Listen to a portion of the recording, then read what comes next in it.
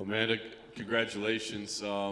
Thank pretty, you. pretty dominant. I don't even think you got touched in there at all. So I got to ask. I mean, how happy are you with a performance like that tonight? Very happy, very, very happy. Very special for me. And share this with my baby was amazing. It looked like once you had her hurt and on the ground, you could kind of pick the way you wanted to finish the fight. I mean, you probably could have struck. You probably could have gone for the choke. You went for the arm bar. What did you see that you wanted to go for that? You know, in all my training camp, that position was always come out. Like I take my training partner down, that position was always there. So, and when I saw the opportunity tonight, I take it. I saw she was hurt, but tonight, my strategy was finish her in the floor.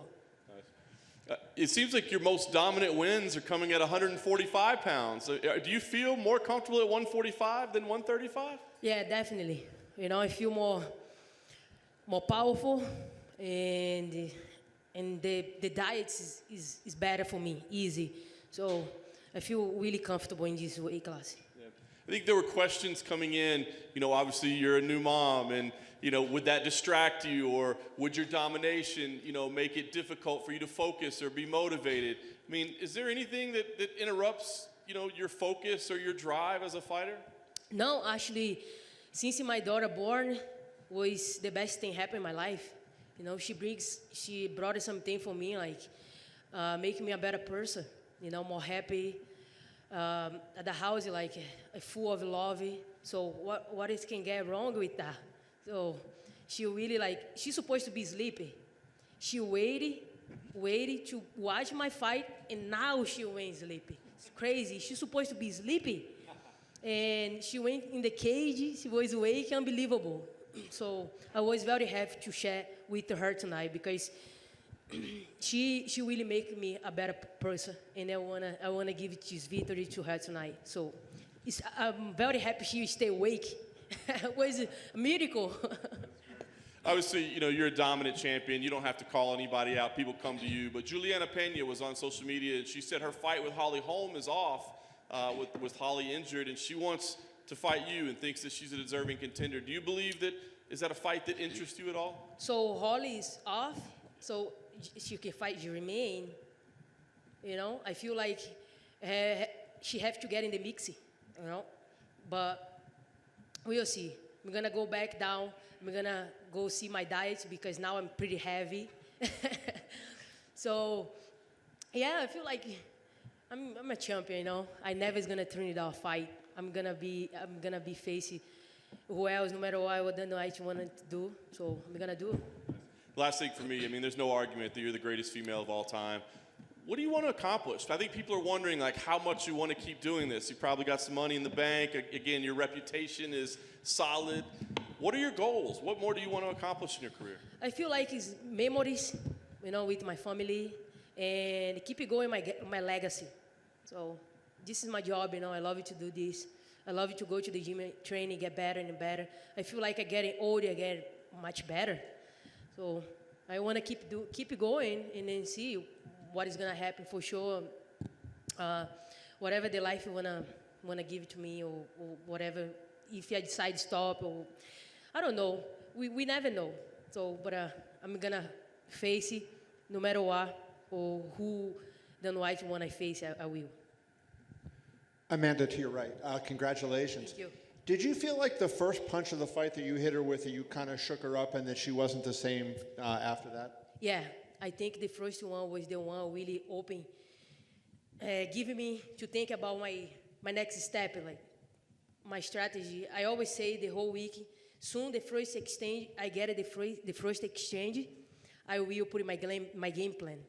So my game plan was finish her on the floor, you know, and I always be able to get it. And what was what did you do to make up for the height? Like, you don't normally fight somebody that much taller than you. So what did you do in training to try to, you know, kind of be able to strike with her the way you did? I have a training partner is the same size as her.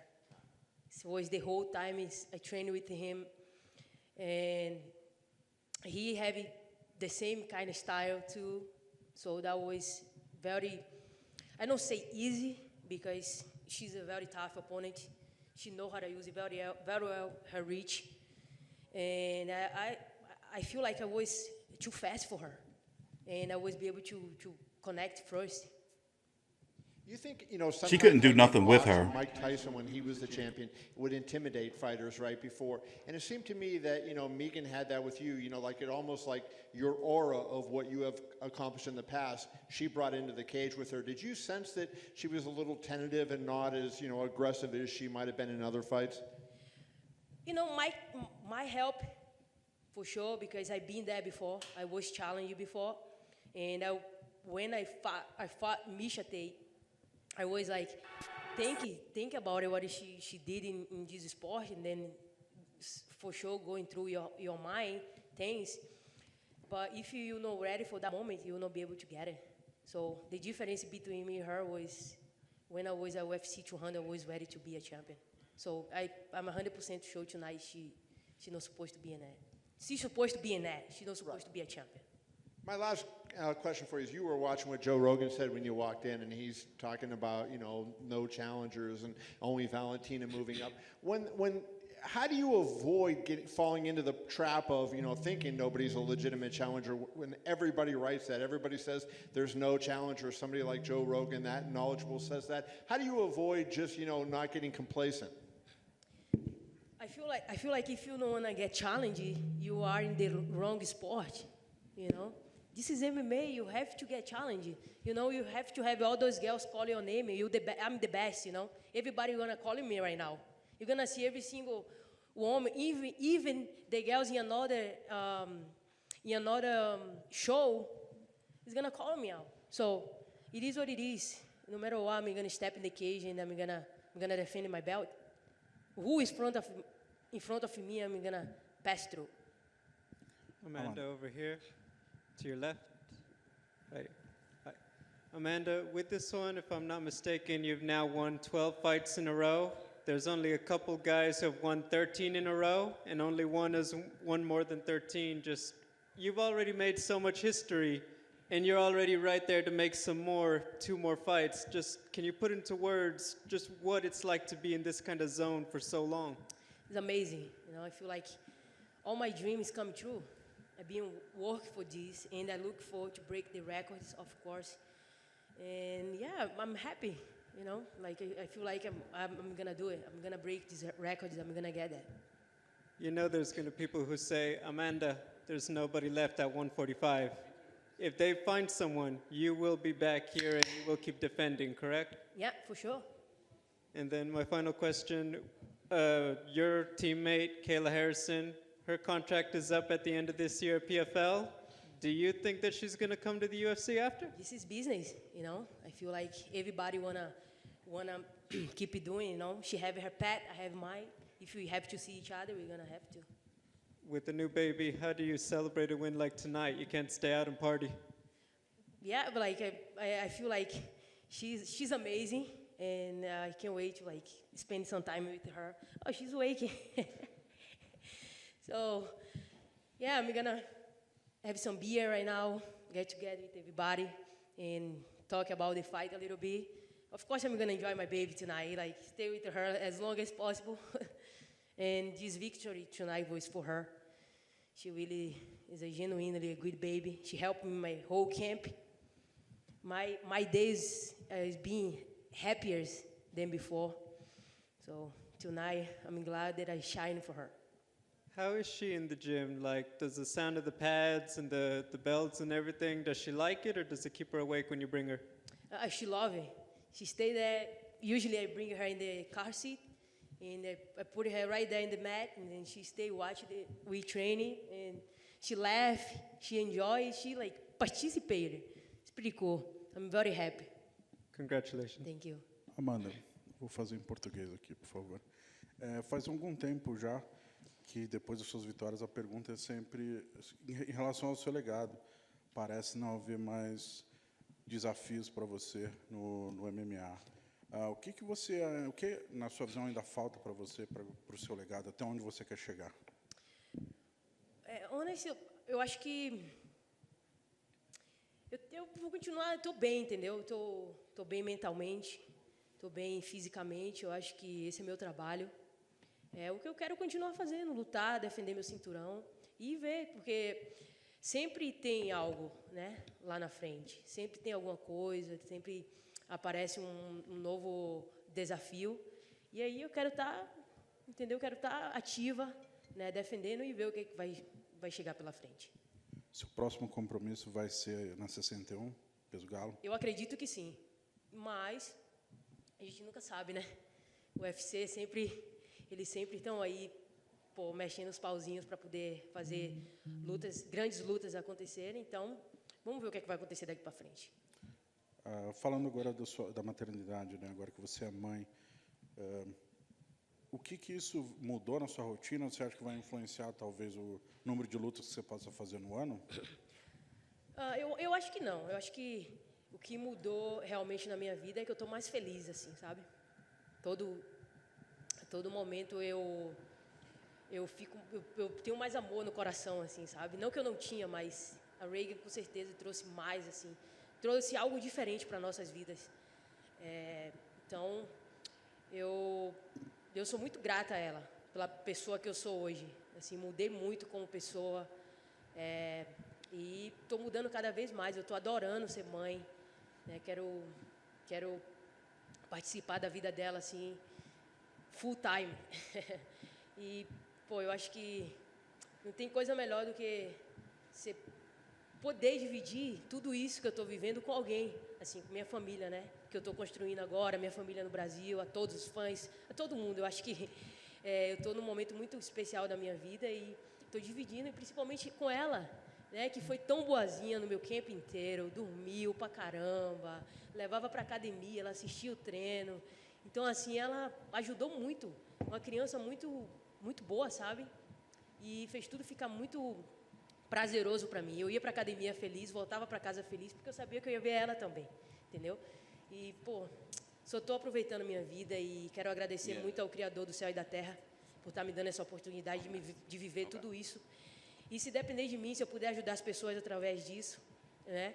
Que, como eu consegui, várias pessoas podem também. Eu acho que eu estou aqui por algum motivo, né? E eu fico muito feliz por isso. Em julho desse ano, completam 5 anos da conquista do primeiro cinturão. Esse ciclo se fechando, 5 anos invicta. Como você analisa? Amém, né? Você tem alguma celebração especial para julho, para essa data? Com certeza eu devo tomar uma cervejinha, fazer um churrasquinho. Eu acho que lembrar é sempre bom, né? Lembrar de tudo, dos momentos, de todos os momentos que eu passei para chegar até aqui. Eu acho que é válido sempre estar lembrando e assim, e ter as pessoas também que fizeram parte disso para mim é muito importante, assim. Eu com certeza eu me tornei uma pessoa melhor, não só pelas pessoas, pela minha família, mas por tudo que está acontecendo na minha vida, entendeu? Então, assim, se está acontecendo muita coisa boa e está me levando para um plano melhor na minha vida, ser uma pessoa melhor a cada dia, né? E tá tudo perfeito, muito perfeito, assim. Eu estou muito feliz, assim, muito grata mesmo, assim, ao Criador do céu e da terra. Última pergunta. Você tem 2 cinturões, o Brasil está voltando a aumentar a popularidade, agora com o Davidson, enfim. Você tem o desejo de se tornar um grande ídolo, talvez o rosto do MMA no Brasil, fazer mais campanhas lá, enfim, investir essa parte, como o Anderson foi agora que o Anderson saiu do UFC? Você tem esse desejo próprio de ser o rosto do MMA no Brasil? Então, assim, eu já sou o rosto do MMA no Brasil, né? Eu sou brasileira, pô, eu levo meu sangue brasileiro, entendeu? Eu saí do Brasil porque eu queria algo melhor para minha vida, entendeu? E eu sabia que aqui nos Estados Unidos eu ia conseguir com a rapidez maior, entendeu? Eu consegui mais ajuda, mais patrocínios, mais tudo, assim, sabe? Então, mas eu continuo sendo brasileiro, eu continuo levando o nome do Brasil, nunca mudei nada no UFC, apesar de eu ter meus papéis aqui na América já também, nunca mudei nada, nunca tive esse pensamento de um dia eu virar cidadã e querer mudar Não, eu sempre vou levar o nome do Brasil, entendeu? E, pô, se eu não sou, se não me considera ser a cara do MMA no Brasil só porque eu moro aqui, tem alguma coisa errada aí, entendeu? Eu acho que... foi essa a pergunta? Não, Então, valeu. Amanda back Hey, here. Amanda, back to your right over here. Over here. Just curious, you've accomplished so many things in the UFC. Is there anything else that stands out as an achievement that you still want to accomplish? Anything at all? Maybe you want Dana's job. Is there anything that you want now? Eu acho que continuar defendendo meus cinturões. Oh, I'm sorry. It's fine. I think I just want to keep doing this, keep defending my belts, and see what happens in the future. Like so many things is gonna happen from now on, So I want to take a chance to step back a little bit and see what is gonna happen, to see my next step.